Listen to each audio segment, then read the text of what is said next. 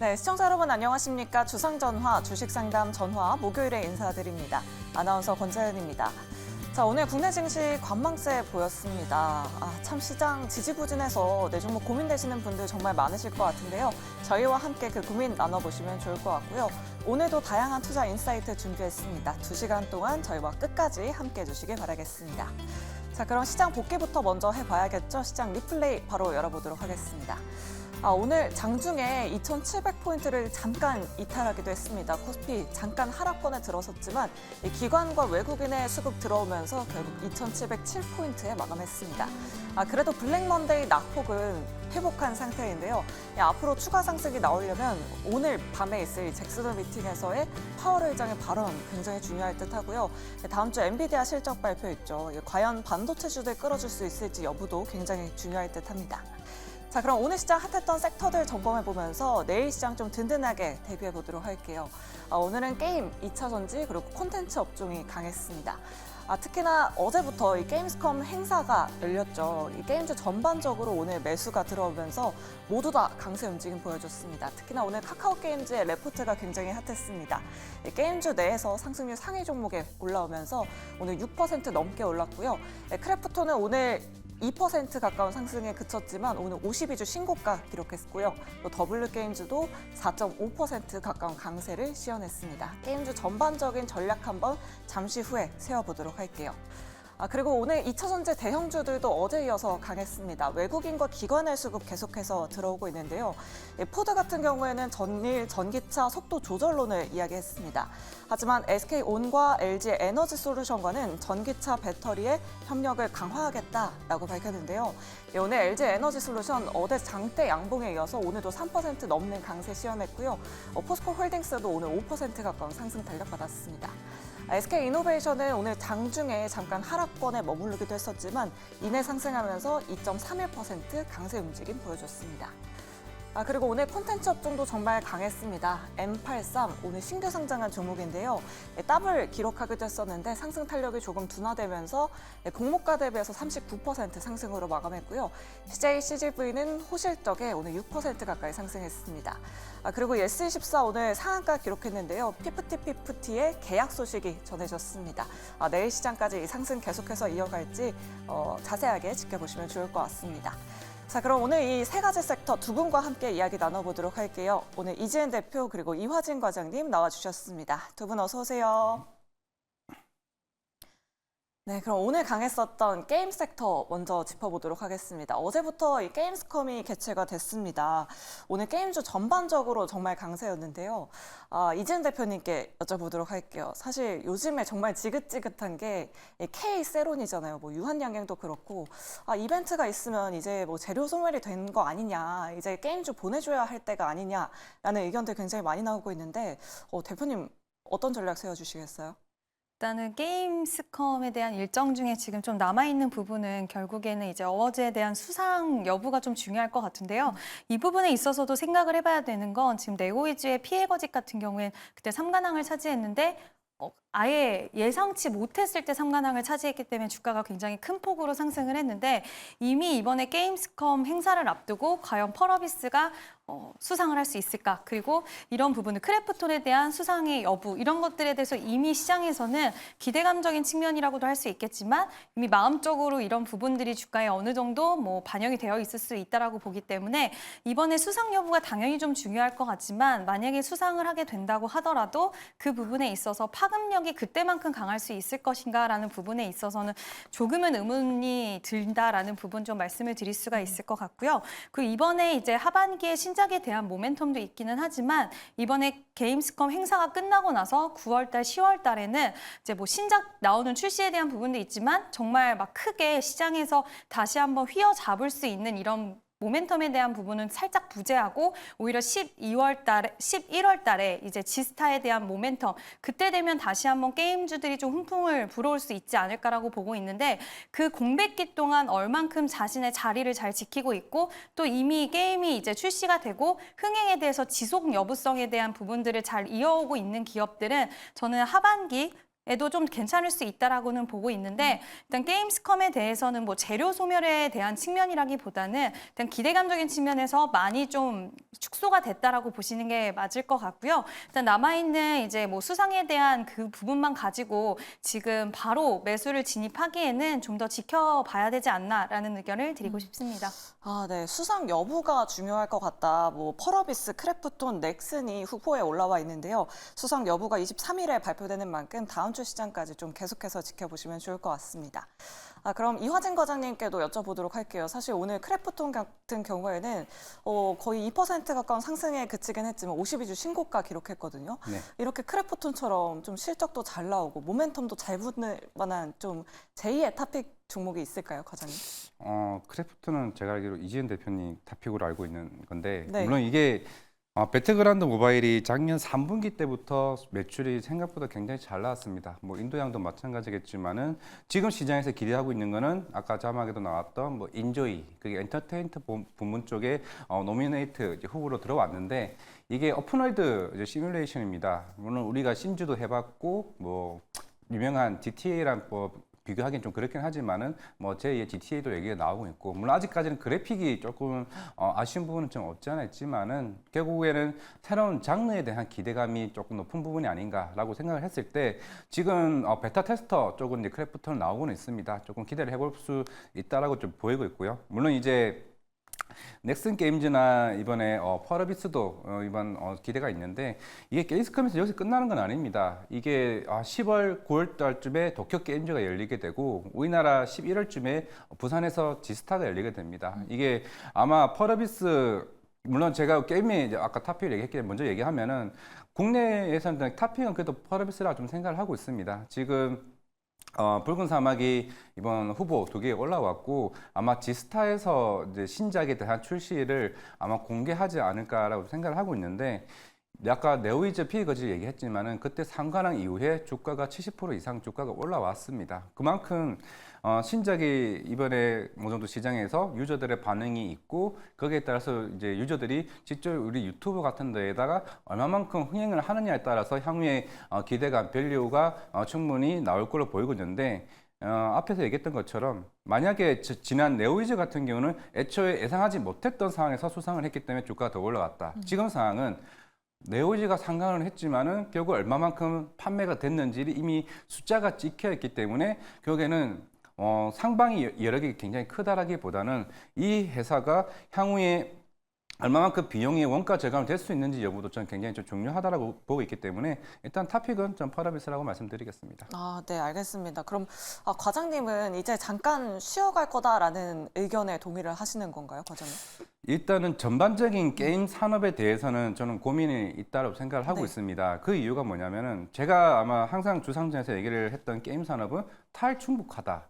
탈중국화라는 거는 애초에 지금 전 세계 시장에서 모바일이 그 3분의 1을 지금 중국 쪽의 시장이 다 차지하고 있고 콘솔 쪽은 어차피 북미, 유럽, 일본은 거의 이 시장의 80%를 차지하고 있기 때문에 NC소프트, 크래프톤, 네오위즈, 펄어비스가 이미 5년 전부터 새로운 시장을 개척을 하기 위해서 콘솔 시장에 들어왔다는 거죠. 그런데 8월 20일 날 어떤 게임이 나왔냐?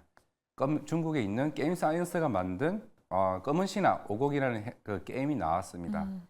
이게 지금 그래픽도 굉장히 잘 나왔고 이게 뭘 영상을 볼 수 있는지 모르겠지만은 지금 이게 엘들링이 지금 이제 오른쪽에 나온 게 검은 신화 50이고 이제 이쪽이 붉은 사막인데 엘들링이 2021년도에 게임스컵 상관왕을 했던 회사입니다. 그 회사가 엘들링이 처음 스팀이 나왔을 때 동시 접속자가 100만 이상이었는데 지금 검은 신화 50이 거의 200만 뷰까지 올라갔습니다. 거의 역대 기록에 거의 가까울 정도로 지금 기록을 하고 있는 상황이기 때문에 물론 텐센트가 지분을 보유하고 있지만은 지금 플레이스테이션 스토어를 보더라도 지금 글로벌 1위에 지금 올라오고 있습니다. 그러면 펄어비스는 붉은 사막은 내년에 나올 건데 지금 나온 이게 가격대가 64,000원입니다. 이게 스텔라 블레이드가 지금 1등 했던 게 그게 79,000원에 나왔고요.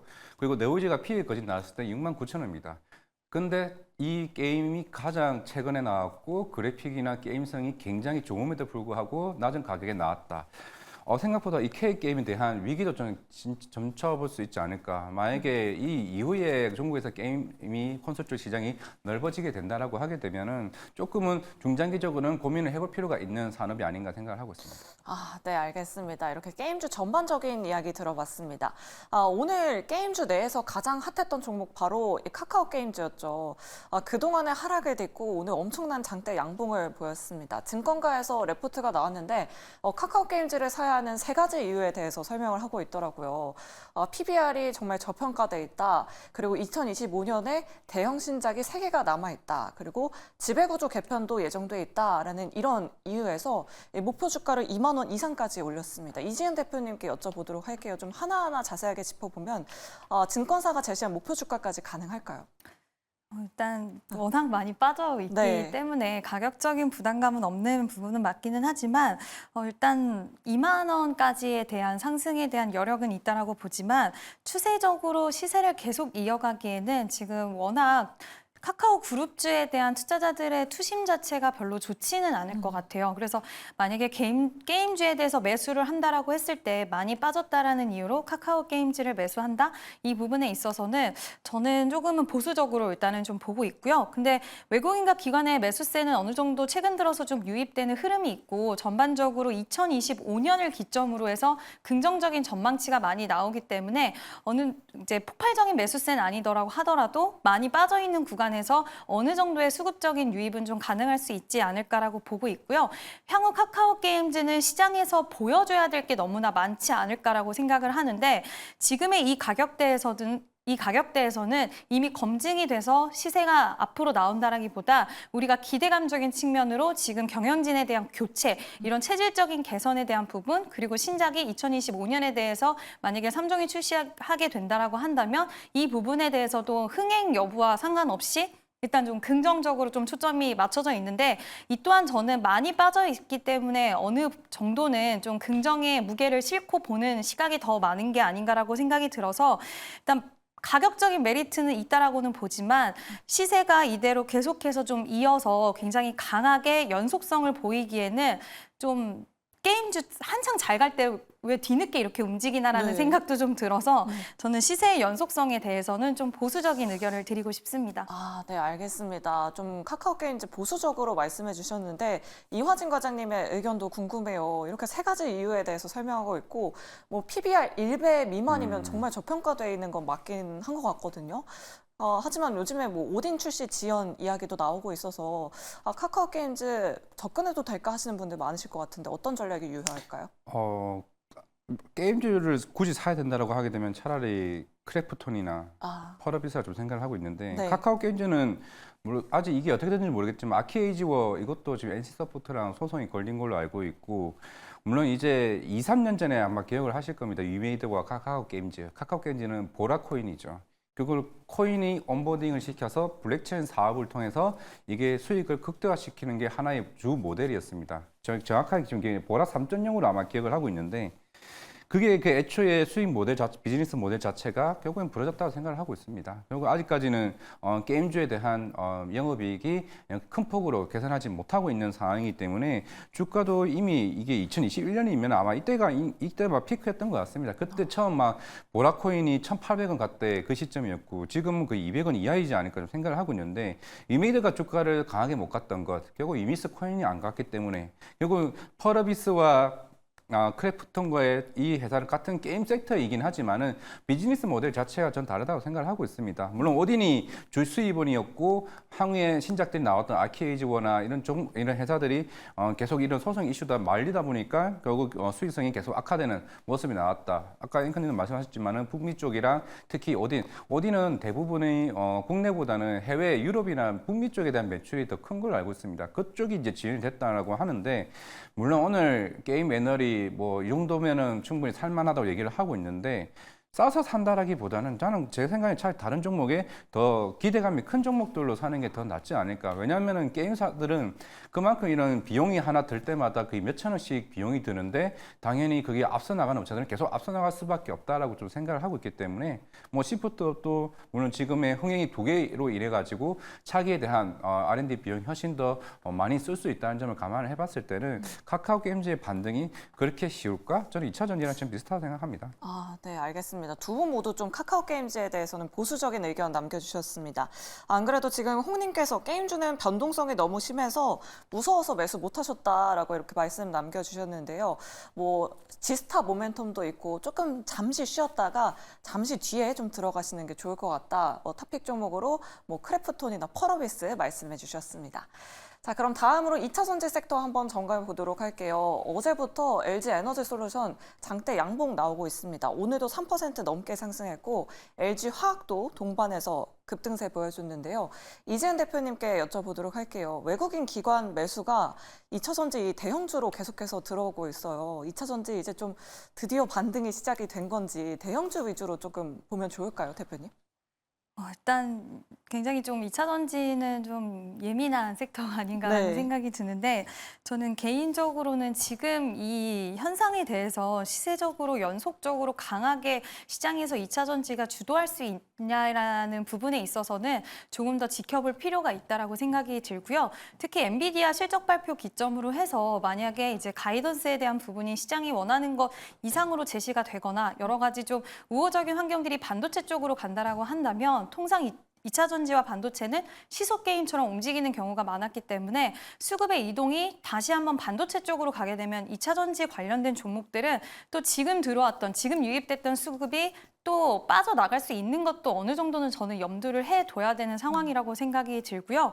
2차 전지가 이번에 전기차 화재 관련돼서 오히려 우리나라 뭐 특히 LG 에너지 솔루션 같은 경우에는 BMS 특허를 가장 많이 가지고 있고 중국 업체랑 비교를 했을 때 우위에 있을 수 있다라는 부분 또 BMS 관련 뭐 소프트웨어 이슈도 있고 여러 가지 좀 이야기들이 많이 나오고 있는 상황인데 전기차에 대해서 이제 판매량의 감소는 일시적으로 당분간은 좀 불가피하지 않을까라고 보고 있고 업황의 전체적인 반등 자체로 봤을 때는 저는 아직은 좀 시기상조고 지금 워낙 또 사람들이 좀 무서워할 만한 이슈라고 시장에서 오히려 더 부각이 계속 되기 때문에 이런 부분들로 봤을 때는 저는 2차 전지는 조금 더 지켜볼 필요가 있고 오히려 특히 엔비디아 실적 발표 기점으로 해서 수급에 대한 부분들이 계속 이어갈 수 있을지의 여부가 좀 판가름 날 거라고 생각이 들고요. 이제 삼성 SDI와 LG 에너지 솔루션 특히 최근 들어서 지금 셀업체들의 움직임이 굉장히 좋은데 이제 중소형 전고체 배터리 관련된 종목들이 한동안 시세를 계속 보이다가 결국에는 전고체 배터리를 만들어내는 기업들은 셀 업체이다 보니까 이게 어찌 보면 약간은 테마성으로 대형주와 중소형주들이 같이 좀 움직임이 나오는 게 아닌가라는 생각도 좀 일시적으로 들어서 최근 LG 에너지 솔루션이 이와 관련된 전기차 화재 관련돼서 이슈가 가장 많았어요. 그래서 지금 121선 기점을 앞두고 있는데 최근의 흐름을 보면 121선 저항을 맞고 계속 떨어지는 모습을 보여줬습니다. 만약에 이번에 121선을 좀 시원하게 외국인과 기관의 매수세가 유입이 되면서 돌파해주는 흐름이 나온다라고 한다면 엔비디아의 실적 발표 그리고 의미 있는 저항선의 돌파 이 두 가지를 좀 기점으로 해서 변화가 있을 수 있으니까 이 부분도 같이 좀 체크는 해보셔야 되지 않을까라는 의견을 드리고 싶습니다. 아, 네, 알겠습니다. 반도체 업종의 수급이 어떻게 될지에 따라서 2차 전지 수급도 좀 변화가 될 수 있다라고 이렇게 의견 남겨주셨습니다. 그럼 이화진 과장님께는 리튬 관련주 한번 여쭤보도록 할게요. 오늘 오전장만 해도 뭐 하이드로 리튬, 리튬 포어스 같은 종목들 급등했는데 좀 장 막판에는 매수세가 빠졌거든요. 리튬 관련주에 뭐 특별한 이슈가 없었던 것 같긴 한데 이런 중소형주들은 어떻게 대응하는 게 좋을까요?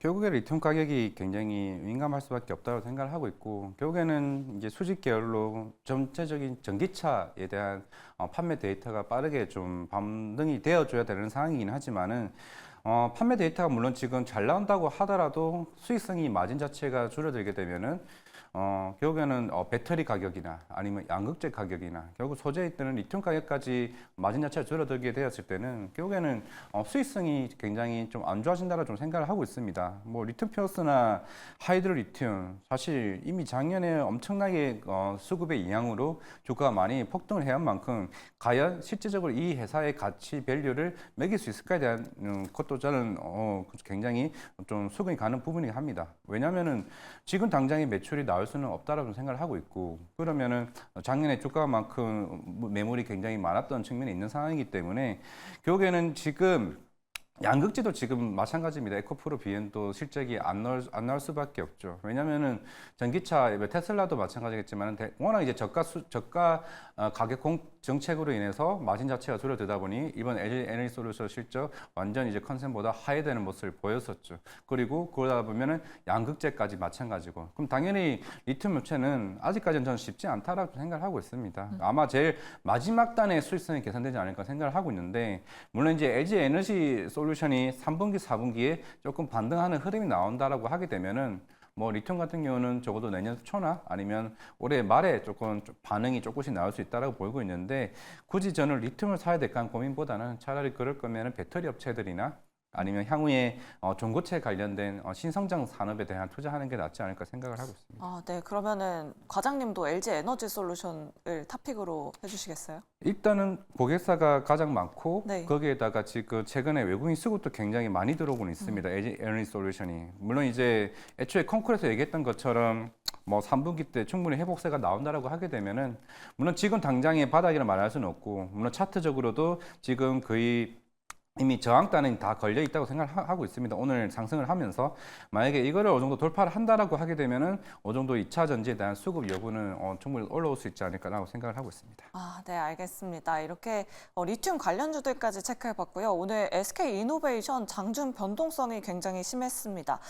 일봉 차트 한번 보시면 좋을 것 같아요. SK 이노베이션 장중에 하락권으로 잠깐 전환이 됐다가 결국 이내 상승으로 마감했는데요. 장 막판에 이런 소식이 나왔습니다. 국민연금이 합병 반대표를 던졌다라고 하는데요. 과장님께 좀 자세하게 여쭤보도록 할게요. 반대 이유는 뭐고 SK 이노베이션 주가 앞으로 어떻게 전망해 보면 좋을까요? 일단 반대했던 이유가, 물론 국민연금이 한 24% 정도 지분을 좀 보유하고 있는 것 같습니다. 뭐 결국에는 주주 가치 훼손이겠죠. 물론 이제 SK E&C가 훨씬 수익을 더 많이 벌고 있는 상황이고, 결국 SK 이노베이션과 합병을 하려고 하는 거는 SK온에 대한 어느 정도 주가에 대한 부양책, 이 측면에서 좀 고려하고 있지 않나라고 생각을 하고 있는데, 그런 측면에서 국민연금이 사실 만만치 않죠. 그렇게 했을 때 우리가 최근에 셀트리온 제약과 셀트리온을 감안을 하더라도 셀트리온 제약이 이제 셀트리온 주주들이 반대를 했죠. 셀트리온 제약이 생각보다 가격이 너무 높게 했으니까 우리가 그럼 가지고 있는 주주에 대한 그 가치는 뭐가 되냐, 이런 측면은 똑같이 해석하시면 되지 않을까 생각을 하고 있습니다. 당연히 SK E&S 같은 경우가 훨씬 더 가치가 높은데 SK 이노베이션 합병이 되면은 당연히 SK는 아직 적자입니다. 적자인 상황에도 이거 합병을 해가서 주가를 부양한다는 거는 오히려 기존에 있는 주주들에게는 어느 정도 이제 컴플레인 걸 수 있는 나올 수 있는 부분이기 때문에 국민연금은 그런 측면에서 좀 반대를 했다라고 생각하고 있습니다. 아, 네, 알겠습니다. 이렇게 SK 이노베이션 이슈까지 점검해봤습니다. 오늘도 이렇게 게임, 2차 전지, 콘텐츠 관련주들 한번 짚어봤고요. 여러분들 종목 고민 계속해서 많이 보내주고 계신다고 합니다. 종목 상담 본격적으로 출발합니다.